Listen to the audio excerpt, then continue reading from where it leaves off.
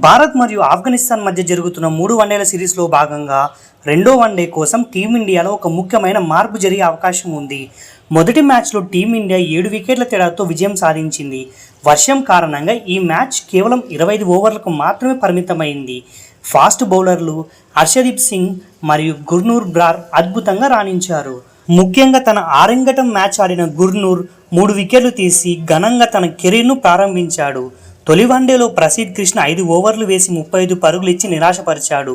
దీంతో ప్రసిద్ధ్ కృష్ణ స్థానంలో ప్రిన్స్ యాదవ్ను రెండో వన్డే కోసం ప్లేయింగ్ 11లోకి తీసుకునే అవకాశాలు ఎక్కువగా ఉన్నాయి. మరొక వైపు సీనియర్ ఆల్రౌండర్ వాషింగ్టన్ సుందర్ ఒకే ఓవర్లో 19 పరుగులు ఇచ్చినప్పటికీ అతను బ్యాటింగ్ ఆల్రౌండర్ కావడంతో తుది జట్టులో కొనసాగే అవకాశం ఉంది.